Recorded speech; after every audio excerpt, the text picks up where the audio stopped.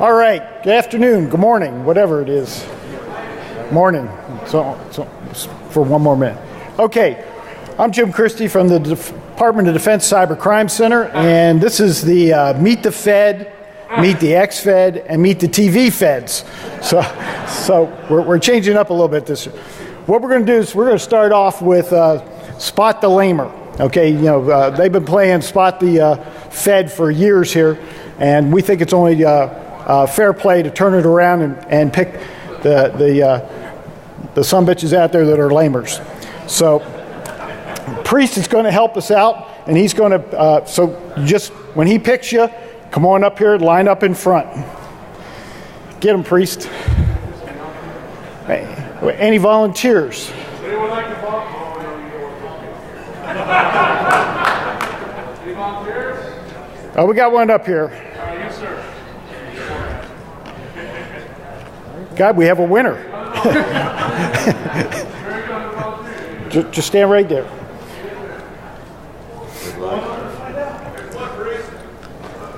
Great. Right here. Get some good-looking women up here, Priest. Yeah.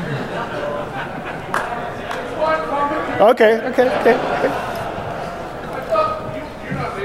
No.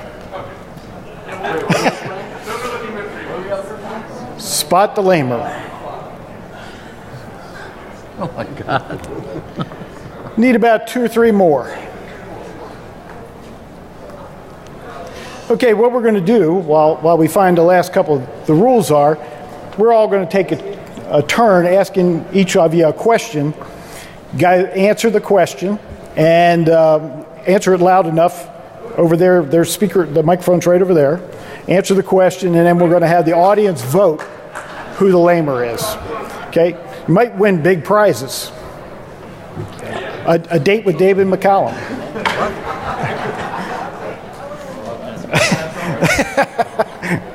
This is a boyfriend-girlfriend team, by the way. Okay. Which is which? He's already thrown her on the bus. No, we're not. No, we're not. No, please. Would you like to ask the first question? I'm drawing a blank. Okay. Okay, for the husband and wife couple here. The question is, where do you store your porn? Ma'am, where do you store it? Ma'am, where does he store his porn, ma'am?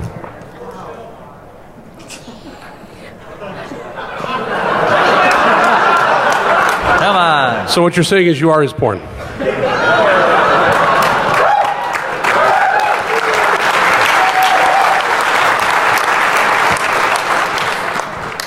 I didn't hear. Did she answer? I'm going to give myself one of these.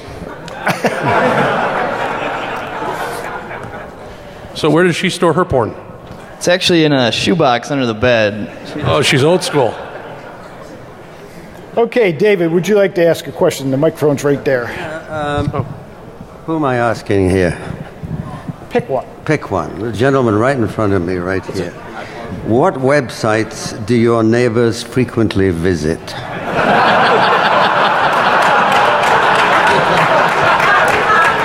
Facebook, Gmail.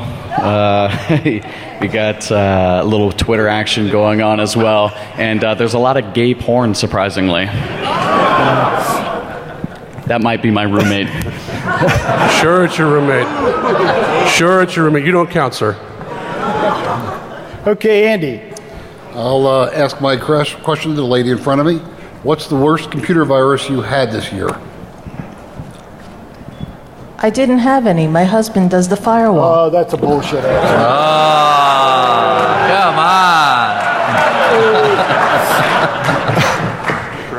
Come on. Leon. Yeah, I'd like to go back to the couple again. Have you ever flipped the dirty bit? There's no flipping. There's no flipping was the answer. John. All right, we'll go to the guy down the end here. Finish this sentence. The internet is for... Porn. A very good question. I've got to go back to... The first speaker. The internet is for whatever we want to make it useful for. Do you work for International Imports, sir? No. Okay, Justin. All right. Let's do you. Have you ever had a lightsaber battle in public? Yes. Fantastic. Dude, with beer cans. You win that, Justin. Riley. All right, I'll go to this gentleman right here.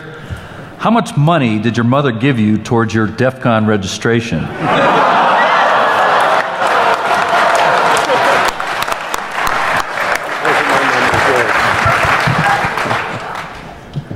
It wasn't my mother, it was yours.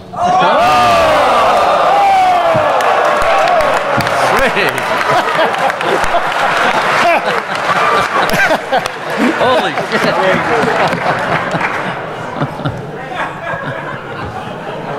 Rich, you got a question down there?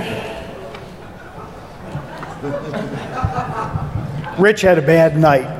Rich, are you actually allowed to operate domestically? I had a great night. He hooked up with a midget last night. Yeah, but Jim, can you explain the donkey? I get the midget. Actually, it and was the 2 girls with the donkey. Actually, it was 3 midgets. They're very dear friends of mine. They're members of the Little People of America. We're on Facebook. They're absolutely awesome. They're a hell of a lot of fun. Some of my best friends are midgets, sir. Is that what you're saying?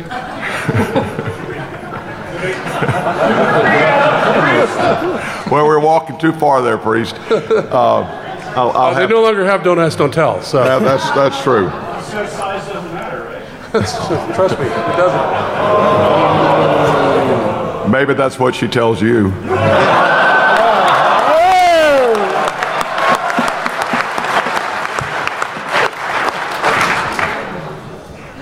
All right, next dude. What are your plans for the first Saturday in May? Not that I'm asking for a date, okay? He is, but I'm not. This guy? Yeah. Okay. The one who looks puzzled. Sadly, I'm moving. Say again? I'm moving. Oh, big whoop. Okay, what we're going to do is need the audience to vote. Wait, you have at least one answer. You missed the blonde. Okay, I'll ask You asked that for a one. blonde and you skip her. What's going on? sorry. Does your wife know? Because she's here, I think. Did your last romantic relationship involve any human contact? Barely. Must be with you. But you know what you gotta do. All right, we're going to vote. Couple number 1. All right, sit down. Thanks, guys. We appreciate it. The blonde. You have been eliminated. You've been voted off the island. I'm sorry. All right, this gentleman. Wow, tough crowd. See you later. This young lady.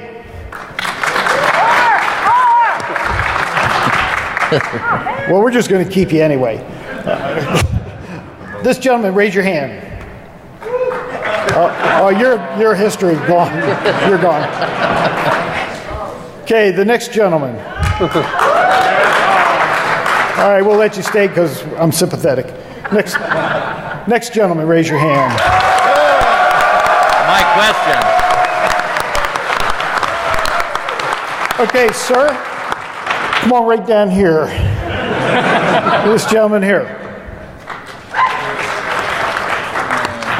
All right, you're gone. The old fart down the end. All right. Okay, second round of questions, starting with this gentleman here. How old is your MySpace account? Okay.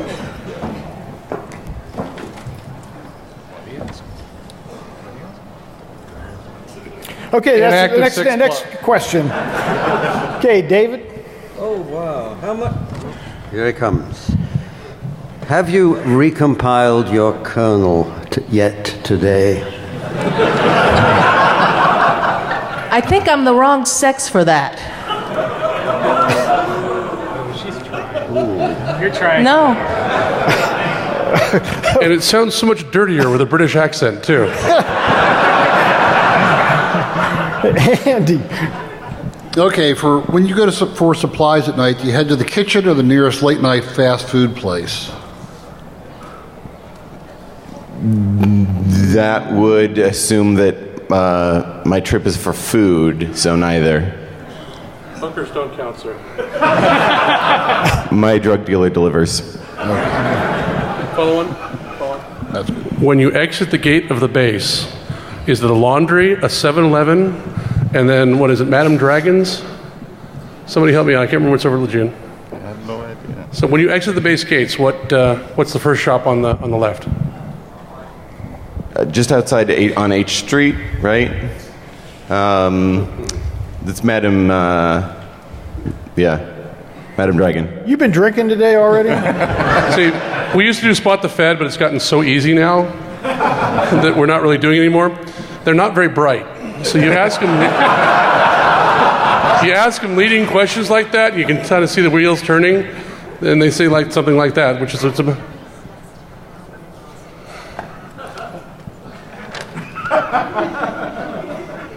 hold that thought. Okay, Leon, last question. Right. Which do you best relate to? Bachelor frog, socially awkward penguin, or paranoid parrot? I'm not sure I know what all of those three are, but the paranoid parrot, maybe that one's the one for me, because I'm good at repeating stuff, and yeah, actually the longer I've been in this business, the more paranoid I become every day. Lamer. All right, now we're going to do the final vote.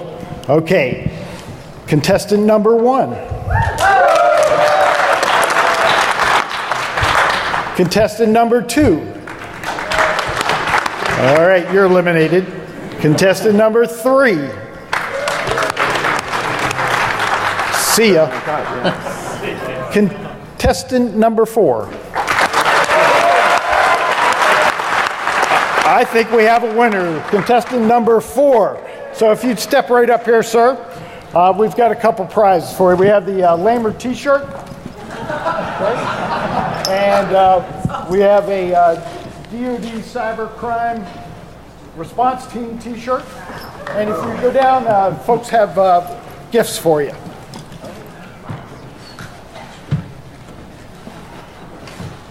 If you would... I have M&Ms for you.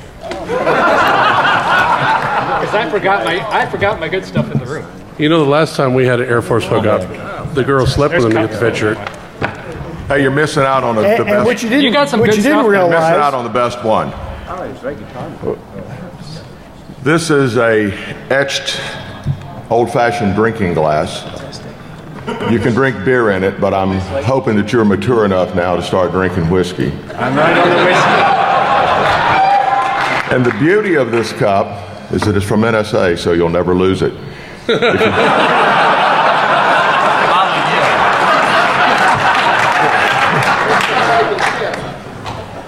Enjoy it in good health. Thank you very much.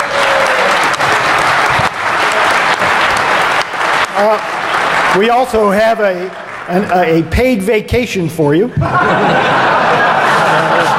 Jim is so good. And have a nice fucking life. Okay. Thanks, Priest. Now what we're going to do is the panel's going to introduce themselves to you and talk a little bit about what they do, and then we're going to open it up to you folks for questions. So the microphone's up here if you want to start lining up for questions. David? My name is David McCallum, and I do a television program called NCIS.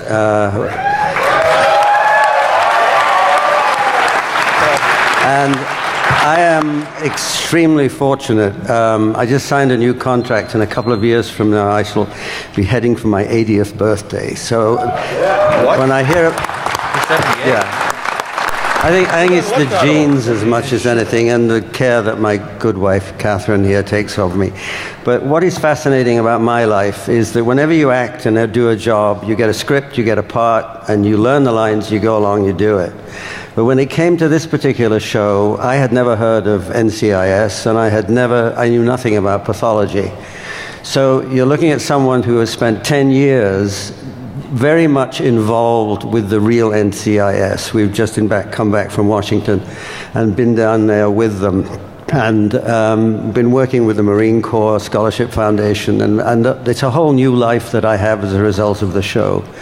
And additionally, which is the fascinating part for me, I have become obsessed with the world of pathology, having done full autopsy with Chris Rogers in Mission Street in California, and witnessed many, many autopsies.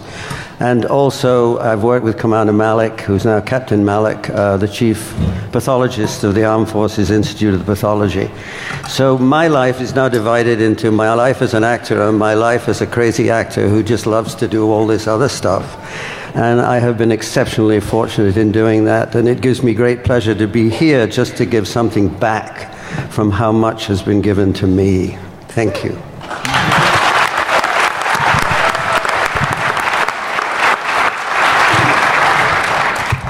My name's Andrew Freed. This is, I think, my 14th DEFCON.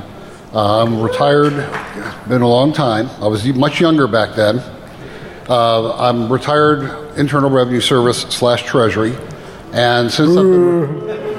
Oh, everybody loves us. It's TSA you're supposed to hate, not IRS. We hate those some bitches too. IRS never approached you with rubber gloves on saying bend over. What a shitty thing to do. Anyway, since I've retired, I have a company called DTech. Those of you that are interested in online sinkholes and research, I have a talk at 5 o'clock with Paul Vixie where we're going to talk a little bit about what we did with the DNS changer stuff. Pretty much now, since I'm retired, I don't have to worry about most laws, or at least not the unimportant ones. So I'm pretty much an online vigilante, doing a lot of research for spam trap, passive DNS, and some other stuff.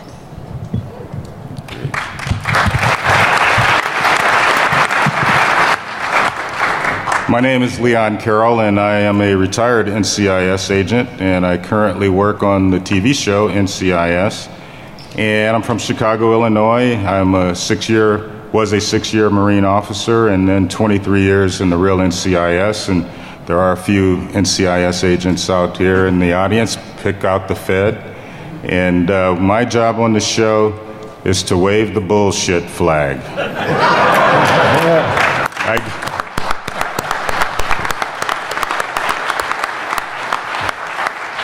I get to read all the scripts that come in, 212, 213 now, over 9 seasons, and thank goodness I don't get to wave the flag too often, but they do listen to me when I do. I know nothing about computers. My wife, Jackie, sitting down taking pictures right now, does all my computer work, and thank God for that.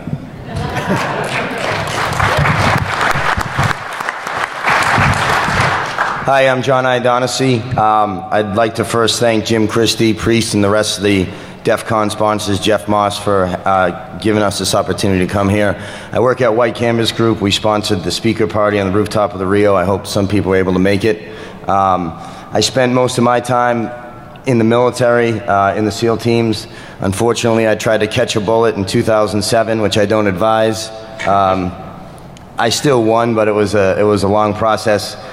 In the meantime, I kind of switched gears and began doing a lot of different digital operations, both for the Special Operations Forces and for other government agencies. Make no mistake about it, if the government and or units that we work with is out to find you, they will.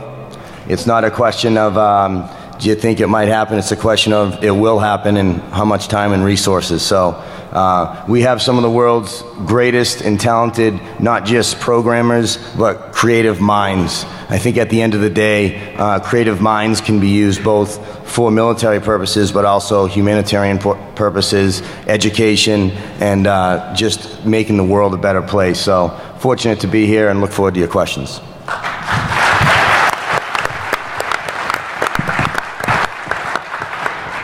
My name is Justin White. I currently work at the National White Collar Crime Center. We are actually a nonprofit organization that's actually paid for mostly by government grants. We have some grants from the DOJ and Internet Crimes Against Children Task Force. My primary job is an instructor and trainer. I go ahead and I travel all across the country and we teach to state and local law enforcement, try to give them the basics in computer forensics. Mostly a lot of the stuff I've done now has been focused more on the cell phones, which is fine, but I miss the computer stuff.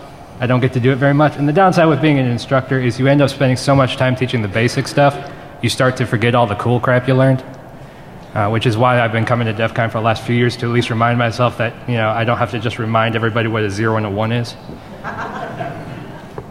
Before that, I was in the Army for 5 years as a counterintelligence agent. That's the only time I actually had any kind of investigative authority at all.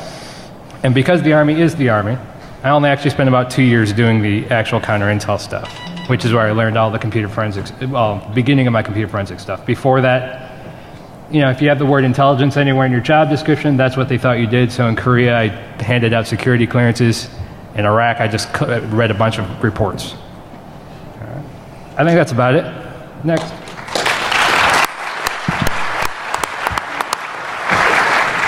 Good afternoon. My name is Riley Repko, and I'd also like to thank Jim and all the staff here at DEF CON.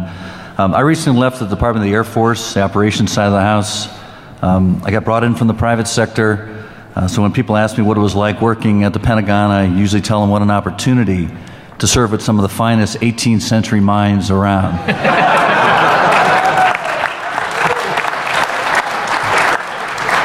Best of the breed. That's right. My focus is all about leveraging you all, the wizards. What I did for the vice chief was to build a bridge between the seeker, us that have a requirement, and the solver, all of you out there. Sounds trivial, but when you deal with a lot of parochial silos, it gets pretty challenging. But I left government. I'm now at Virginia Tech as a research fellow, and I'm also building that box. So I'm all about, again, connecting. And delighted to be here, and thank you very much.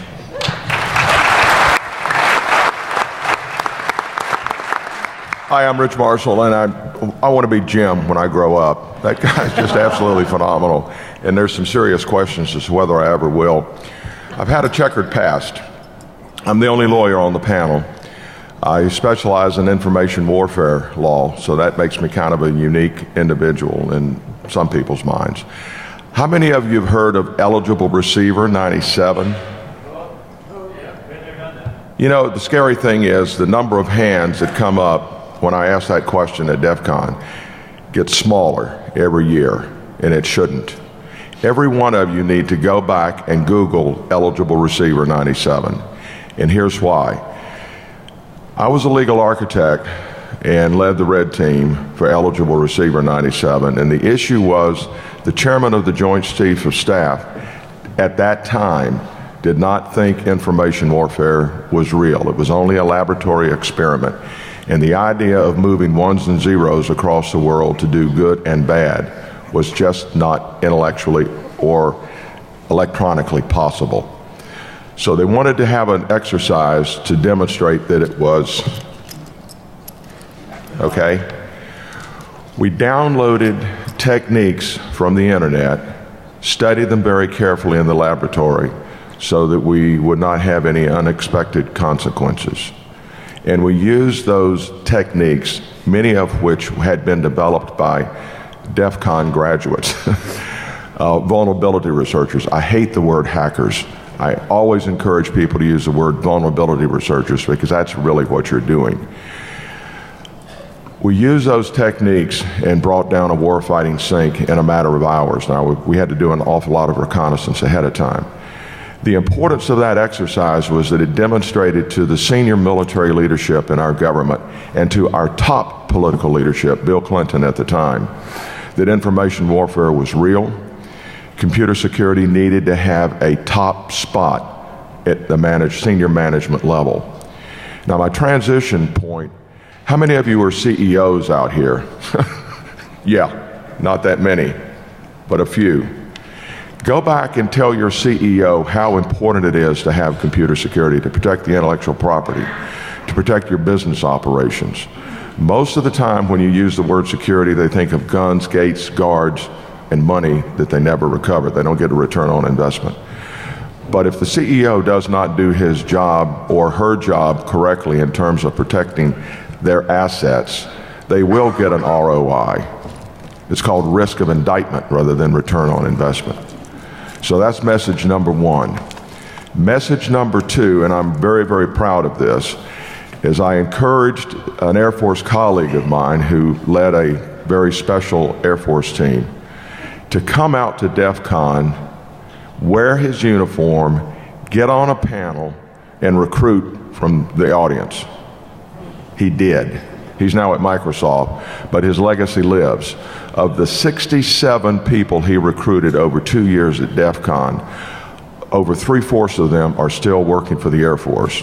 Now, they have tongue studs and earrings, so they're civilians, but they're making a contribution.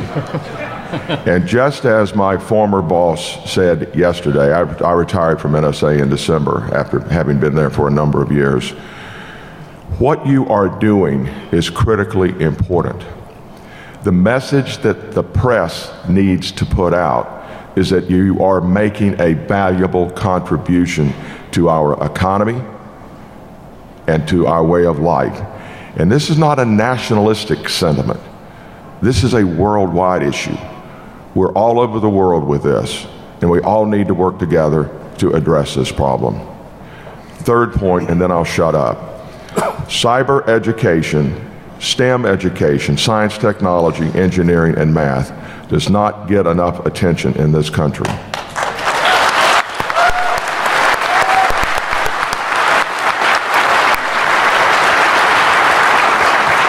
We provide sports scholarships for people who go into the professional sports and have a shelf life of 5 or 7 years. I think we'd get a better return on our investment if we do scholarships for people in STEM. Yeah.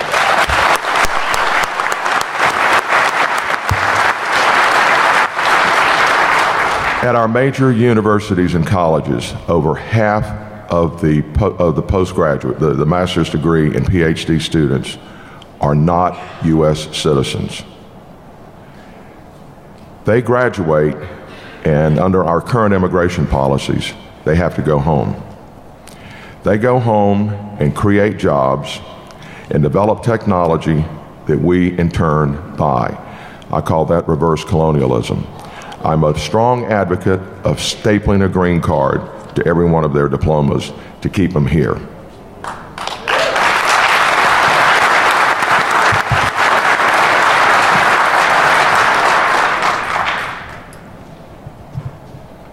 Okay, I'm Jim Christy. Are you done yet down there? Okay. I'm done. Yeah.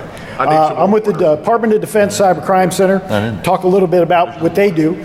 We have the world's largest accredited digital forensics lab. We have over 100 digital forensic examiners. We're accredited by the American Society of Crime Lab Directors Laboratory Accreditation Board, ASCLAD Lab. That's hard to say. We have a training academy, and we train all the criminal and counterintelligence investigators in the Department of Defense on how to conduct a cybercrime investigation and how to do digital forensics. And then there's other portions of DC3. But one of to piggyback off what Rich was just talking about STEM, we get folks coming to DC3 to be digital forensic examiners, and they may have a degree in digital forensics, and they can't meet our standards. So what we've done is we've created a STEM program called the Center for Digital Forensics Academic Excellence, and we are partnering with multiple 2- and 4-year and graduate level universities to create standards for digital forensics and certify not only the program of the school but also certify the individual students so that we can produce quality folks out there, and you're not buying a pig in a poke, either as a private sector or a law enforcement agency. A lot of you, I've seen several of you have come up and talked to me this past week on our challenge. We run the DC3 Digital Forensics Challenge. We have about 900 teams from 51 countries currently participating.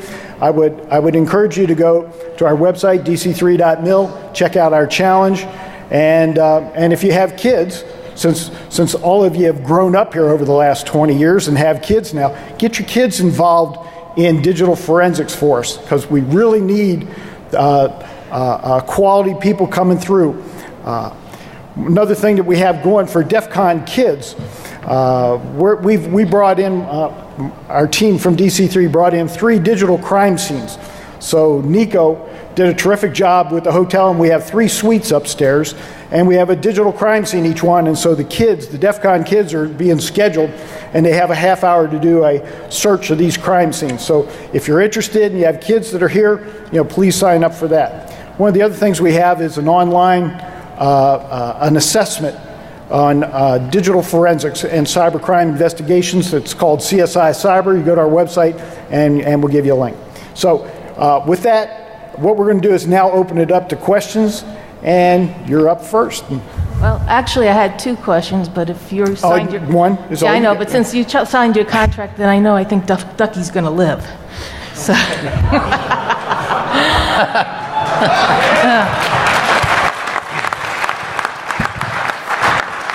I have 7 grandchildren, and they all need educating. Okay.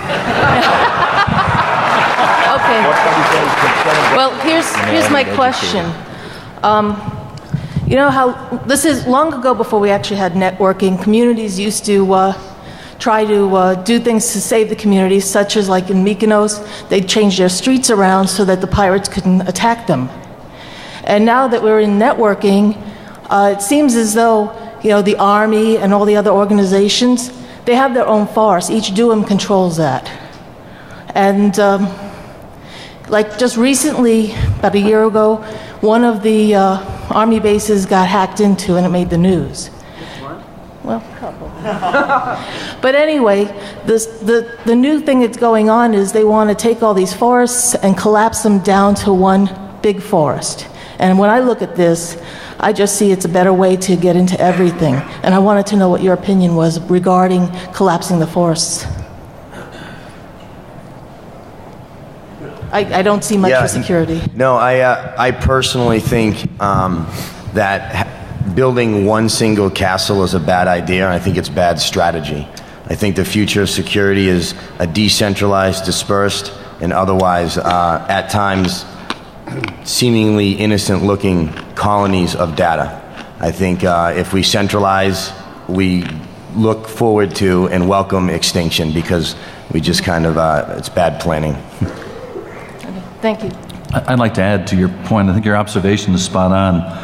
This domain is man-made. Okay, that means the preponderance of intellectual capital resides out there, folks like yourself, the various ecosystems globally. What we need to figure out is a means in which we are able to grasp into those various communities in real time. Okay, so I think you're spot on. I mean, we talk about the mix. Okay, the challenge here is the mix is made up of people like yourselves, the patriots, the wizards, etc., that have insight and knowledge that we need to leverage. The key is, how do we do that? So I think you make a really good point. Let me just kind of add an observation. Lawyers are peculiar in the way they think. They think about analogies.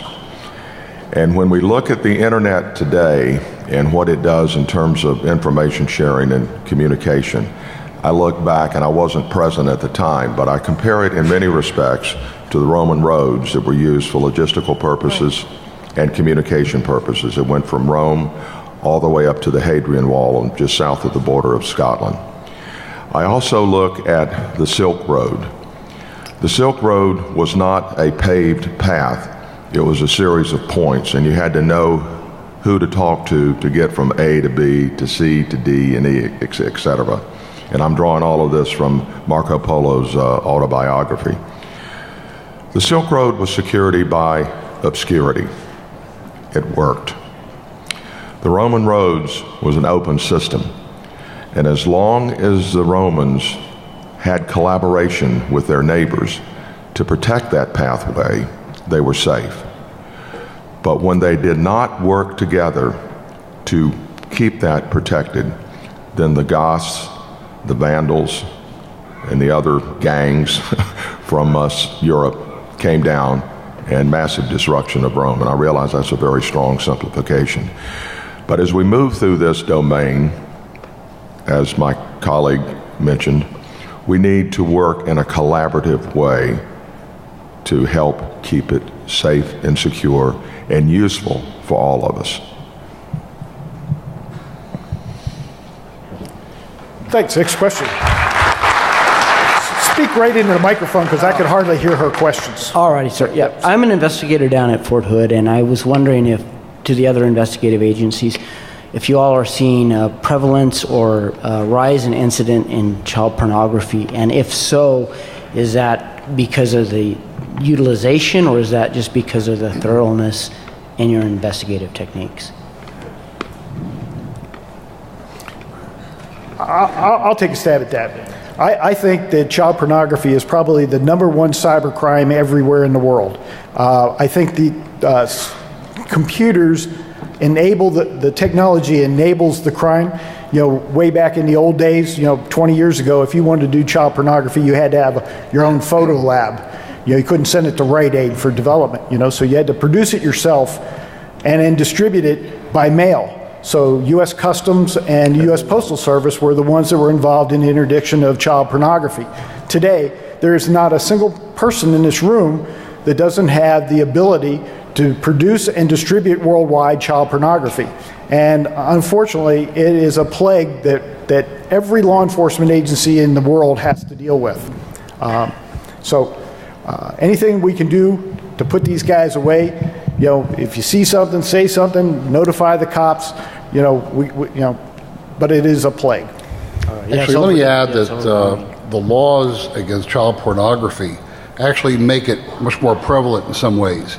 And that sounds like a stupid thing to say, but the reality is that if you have possession of any kind of pictures, you're subject to arrest.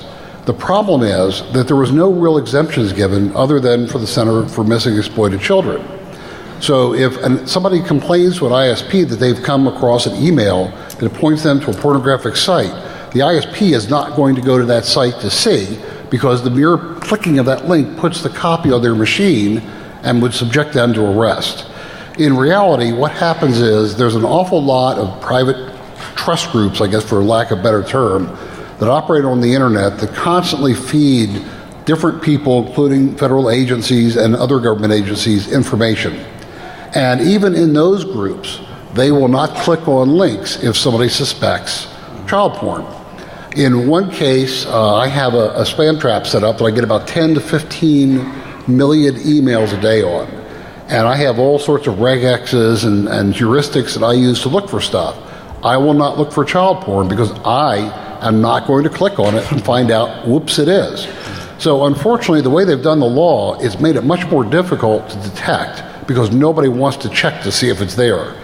Kind of like a catch-22. Okay. Yeah, sometimes we get leads from ICE, so they'll say, hey... Sorry, what? Sometimes we will get leads from ICE. They'll come and say, hey, in this area we have these individuals, and then we'll do a joint. Well, there's a lot of child pornography out there. There's some fake child pornography, but it's been a problem. It will continue to be a problem, and it's exasperated by the fact that the people that are out there that are monitoring for things will refuse to even look for it to try and refer it to other people. Okay. All right. Thank you. Good afternoon. Thank you for coming. About 13 years ago, I worked for a software company that provided a database that tracked gang members in California. And this was a non-prosecutorial database, meaning you couldn't use it in a prosecution against somebody, but you could use it to track somebody or investigate somebody. And these databases are growing and growing, and it's gangs, or it's this, or it's that, and it's more guilty till proven innocent. My question is, what are your thoughts on this, and is it valuable to you as officers, or do you see it as an invasion of privacy?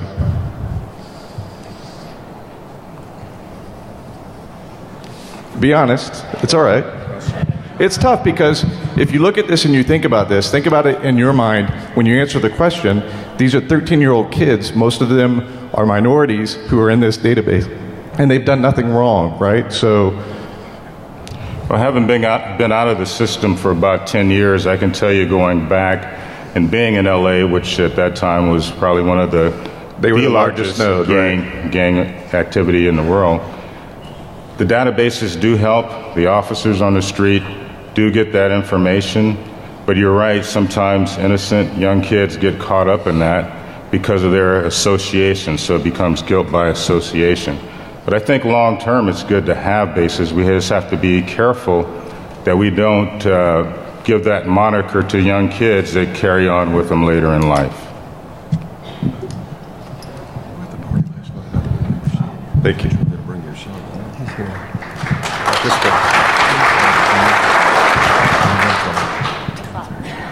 First of all, thank you all, gentlemen, for taking the time to be here today and speak with us. Hopefully next year, maybe some lady feds as well, as we have more girls in the audience. They're on the next panel. Relax. Perfect. I'll be here to see them as well. So I'll keep the question short and sweet, mostly to Rich from the NSA, but I'm happy to hear all of your experienced thoughts about this. You mentioned that an eligible receiver, you spent a lot of time doing reconnaissance. There was also a DARPA research about red team activity back from the 90s that showed that 80% of their time, or the attackers' time, was spent on reconnaissance and intelligence gathering about the attack, not just the actual attack time was 5% of the whole thing. Do you think in this day and age, is that still relevant, or is the exposed electronic attack surface made the whole reconnaissance and intelligence gathering stages much easier for the attackers? Thank you. Wow. Things have changed a lot. You know, the understanding level has changed significantly in terms of that issue. And let me give you an example. A year after we conducted the exercise, we were given permission to brief the National Security Law Division of the American Bar Association in Washington, D.C. And it took place the day after Galaxy 4 went off station. Now, satellites, as you know, are geosynchronous, but they kind of wobble around like a bumblebee coming in for a landing. They just don't stay stuck. The satellite got off track just a bit, and so that particular afternoon and evening, no one could use their credit cards because the credit card information was bounced off the satellite to a processing center in St. Louis at that particular time. You could not also use what we call pagers. You'll have to probably Google that. I heard about those. Yeah, a museum, maybe. Yeah. So I'm giving just before I'm giving the presentation, you know, you do the socialization bit with these senior lawyers. And everyone was complaining about the fact that they couldn't use their credit card the night before. And NPR, which is always accurate with the news, as you know,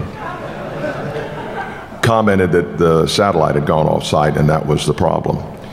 The general counsel for the company that owned Galaxy was there, and he said, and listen carefully to what I'm going to tell you, he said, it did not happen, it was not Galaxy's fault, because if there'd been an issue, he would have been paged.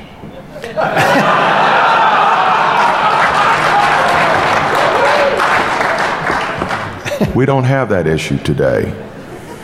You know, people are becoming more and more educated, whether they by immersion associated with the internet and computers, and I think that's a good thing. I think that's a good thing.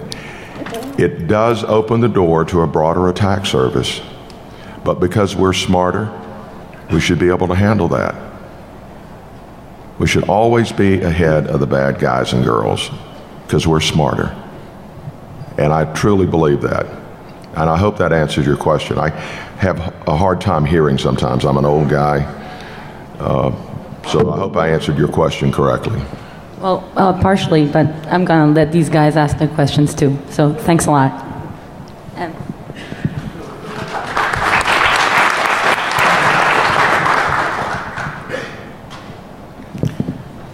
Yeah, could you speak up really loud, because we really are having trouble understanding the questions up here. Acceptable? Yes, thank you. So, generally, federal agencies are staffed by well-intentioned individuals, and so I was wondering to what extent programs that this audience finds alarming are considered problems within those agencies, and if so, what actions are taken to fix them? Well, we didn't track anybody at the IRS. I couldn't answer that.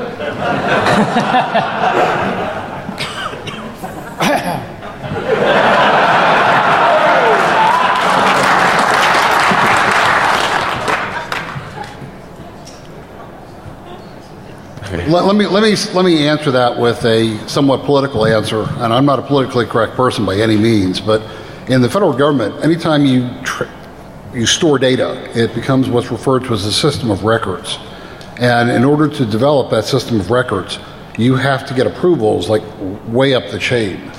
So ad hoc databases of that kind of information, whether it be personal information or gang information or whatever, never will exist in the federal government, at least in the civilian side, without a system of records being advertised, publicly. So the data that is stored is generally cleared data. It's published, what it's used for, how it's to be used, and who has it and where it's stored. So you don't have these under-the-table ad hoc type databases sitting around. And in order to generate or to justify any system of records, you have to talk to people upstream of you and justify, how long you're going to have the data, how you're going to purge the data, who's going to have access to the data, what kind of FOIA requests can be answered from the data, and whether or not it's going to be permitted for any kind of prosecution type stuff. So it just doesn't happen out of the clear blue sky. How about I didn't work for DHS, so I can't answer. That's an org chart, so that's the problem there. With regard to your comment, if you look at the military agencies, this is something, as a retired military officer myself, we've got the best world-class, best fighting force in the free world. We're so regimented, think about that, so regimented and therefore predictable that my challenge there, that could be our nemesis, especially within the cyber domain. Riley, I'd like to jump in on that. One of the biggest areas that really shook the bureaucracy and really rattled the lattice work of plumbing inside the bureaucracy with regards to data was the Arab Spring and social media. There's continued ongoing debates about Facebook and Twitter and what is public and what is private and what does this all mean. At the end of the day, though, you take an online environment like YouTube that is in many cases changing people's lives, whether you're a potato farmer in soy Kenya that's able to find out that sprinkling ash on your crops saves you and your family money and lives, or you're using YouTube to learn about America or some other country, or etc. So where does the social media data fit into the existing lexicon? And I'll tell you, the government just by nature defaults to, we need to really look at this for the purposes of privacy. That is the number one gateway discussion before any of this is taken into consideration. So right now, I would say there's a continuing discussion, and I haven't seen any verifiable resolve unless you guys have, where how do they fit this into the framework of government data for the good of saving people, for the good of understanding if there's a disaster or some of the other nefarious objectives. So it is something that is forever changing, and it's the nature of the bureaucracy to default on the side of protecting the people's privacy. Let me also add that all of the really good data isn't being stored by the government, maybe with the exception of NSA, because I don't know what they have. But when it comes to a lot of the information that's on the internet, there are private companies that make their living getting, collating, collecting, and analyzing that data. And it's very easy for somebody, like when I was an investigator, if I had a problem, I could send a note out to certain mailing lists and say, hey, does anybody have any information on this IP address? And I'd have 20 investigators or researchers coming back saying, well, on so-and-so date, we saw that address, accessing Tor, and we saw this address being used to spend out cut whale mail and everything else. Probably one of the funniest stories I had to tell is that very, very early on, IRS was one of the very first government agencies to actually get targeted by phishing sites, phishing schemes. And we had one that was in Japan. I just couldn't call anybody and get it taken down. So I put a note out on one of these security lists that I was on, one of these secret squirrel type lists, that only people that know each other get onto. And I said, I'm having a problem with this ISP in Japan. Does anybody have the ability to take this site down? And I got a note back about 5 minutes later. It says, hey, yeah, no problem. I took it down. So I wrote back to him and said, any chance you can get me the logs from that? Because I'd really like to see, where the FTP logs were sent up to see maybe where we can track back the phishing site, the actual source.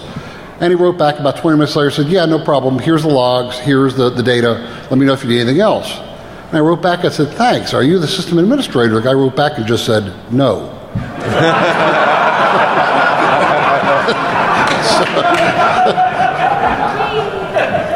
Let me add. I know nothing. Let me add one brief twist to your question. I share your fear about those who collect information, but I don't fear the government. I fear the private sector. There is so much oversight, properly so, on the government. And in the United States, you're protected. You've got constitutional protections. And people who violate that in the government are punished. You do not have that constitutional protection from the private sector. And I'm not going to mention any of their names other than the ones I've mentioned already. But they're the ones you have to watch for. There's something I learned very early in my career. Anytime the government tells you you should do this because it's good for you, they're lying. I personally trust the government less than I do private industry, having been there for 20 years. Okay, on that note.